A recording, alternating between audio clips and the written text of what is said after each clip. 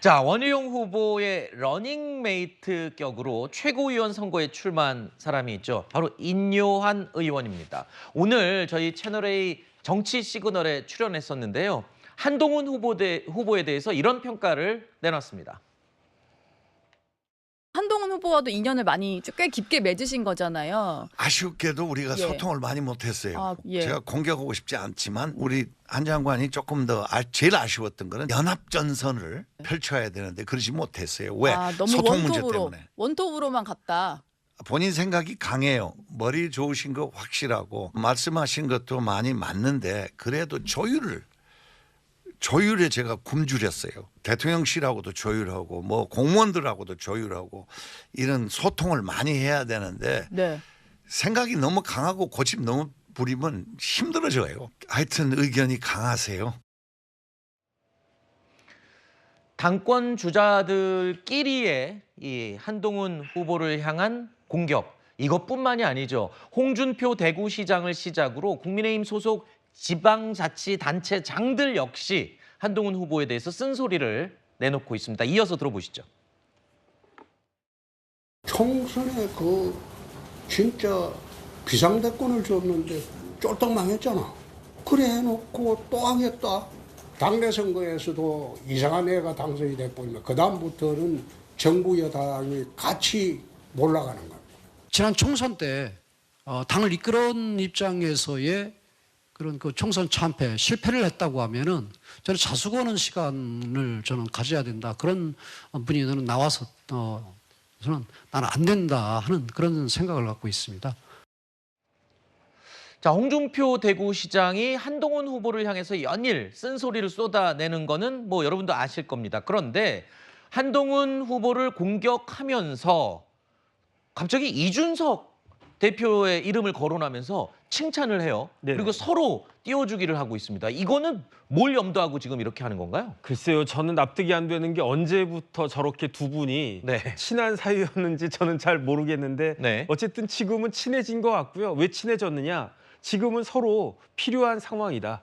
홍준표 시장은 이준석 의원이 필요하고 이준석 의원도 홍준표 시장이 필요하고 어쨌든 그런 거 아니냐. 왜 그러냐면 두 사람 다 지금 여당의 보수의 주류는 아니잖아요. 네. 왜냐하면 지지율은 한동훈 후보에 비하면 한참 떨어진다라고 볼 수 있고 심지어 이준석 의원은 여당 의원입니까? 아닙니다. 야당 의원 아니겠습니까? 네. 여당 뛰쳐나가 해가지고 뭐 개혁신당 해가지고 지금 야당 의원이니까 그런데 이준석 의원은 그래도 미련이 있지 않나 그런 생각이 들고요. 이런 상황에서 한동훈 후보를 협공하는데 서로가 서로에게 필요한 존재다. 그렇기 때문에 서로 띄워주는 거 아닌가? 저는 그런 생각이 들고요. 저 두 사람 사이에 저와 같은 훈훈한 분위기가 얼마나 더 지속될 수 있을지 한번 지켜봐야 되겠다는 생각이 들었습니다. 공동의 적이 생기면 동지가 된다. 뭐 이런 논리가 되겠군요. 뭐 그럴 수 있을 것 같습니다. 알겠습니다. 자, 일단 한동훈 후보는요. 각 공격에마다 한 번씩 본인이 일일이 맞상대를 하고 있는 그림인데요. 한동훈 후보와 나경원 후보도 또 서로 주고받았습니다. 학교 폭력에 빗대면서 서로에 대한 공격을 날렸습니다. 작년 3월에 예. 그 당시에도 누가 되면 탄핵이 되니 배신의 정치니 이런 얘기 그대로 있었어요. 똑같은 레파토리입니다. 그러고 보니까 나경원 대표님은 그때는 일종의 학폭의 피해자셨는데 지금 학폭의 가해자 쪽에 서 계신 것 같아요. 아주 안타깝습니다. 저는 그때 학폭 피해자였기 때문에 학교 폭력 추방 운동을 하고 있습니다. 한쪽은 윤심파리를 하고 있고 한쪽은 또 하나의 줄서기를 만들고 있습니다. 그래서 저는 양쪽 잠재적 학폭 가해자들로부터 학폭 추방 운동을 하고 있다. 자, 일단 요즘 이런 얘기가 많이 나옵니다. 정책이나 비전을 가지고 경쟁하는 게 아니라 서로 너무 비방전에만 몰두하는 것 같다. 소모적이다. 이런 지적이 많이 나오고 있어요, 지금. 그럴 수밖에 없는 게 이제 이 정책 대결이라는 건요. 사실 후보와 후보 간의 지지율이 비슷했을 때, 아하. 오차범위 안에 있었을 때 좀 더 네. 나은 경쟁이 이루어지는데 격차가 많이 벌어지면 쉽게 말해서 조금 핫한 자극적인 그런 공격을 하지 않으면 네. 사실 뒤집기가 어려운 게 선거 아하. 아니겠습니까?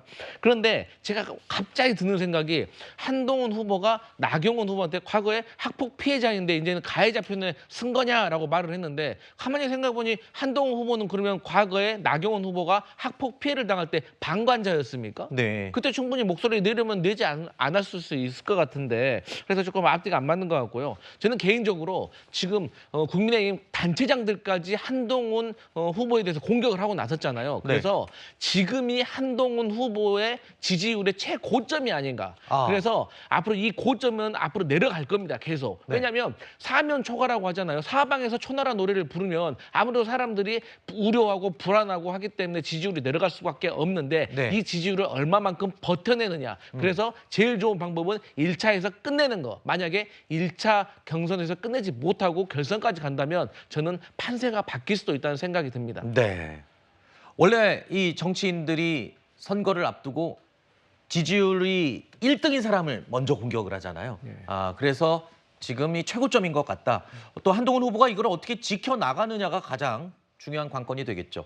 당권 주자들 간에 이렇게 비방전이 가열되자 당권 주자 가운데서도 우려의 목소리가 나왔습니다. 들어보시죠. 한동훈, 원희룡 이 구도는 대단히 우리 당을 위해서, 당의 미래를 위해서 안 좋은 구도입니다.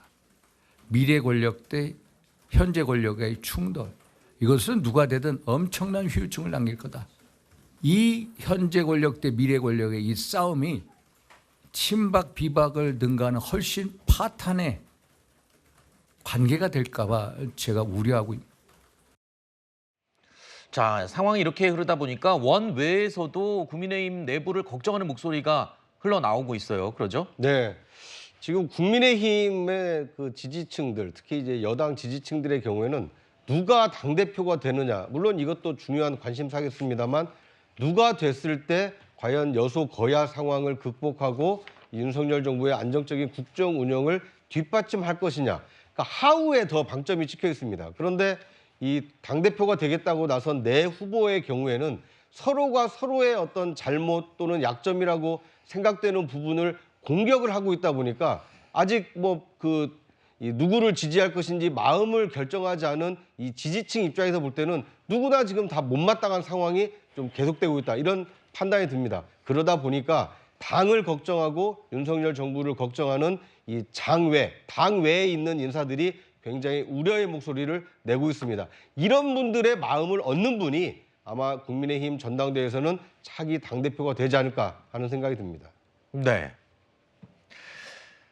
자, 조금 전에 이 이야기 도중에 언급된 여론조사와 관련된 이야기가 있었죠. 그래서 저희가 급하게 준비를 했습니다. 자, 국민의힘 차기 당대표 적합도 조사였죠. 자, 이게 6월 25일부터 27일 사이에 조사된 내용입니다. 이 조사에서는 갤럽 조사인데요. 한동훈 후보가 55%로 나왔습니다. 그리고 원희룡 후보가 19%, 나경원 후보가 14%, 윤상현 후보가 3%로 적합도 조사가 나왔고요. 조금 전에 보신 거는 국민의힘 지지층들에게 물어본 조사고요. 이제 전체 응답자가 답한 당대표 적합도입니다. 이 조사에서는 한동훈 후보가 28%로 국민의힘 지지층 조사보다는 좀 낮아졌죠. 하지만 여전히 오차범위 밖에서 1위로 조사가 나왔고 2위가 나경원 후보, 원희룡 후보가 13%, 윤상현 후보가 7%로 조사가 됐습니다. 이와 관련된 여론조사는요, 저희가 발표될 때마다 뉴스에일 라이브에서 상세하게 한 번씩 꼭 짚어드리도록 하겠습니다.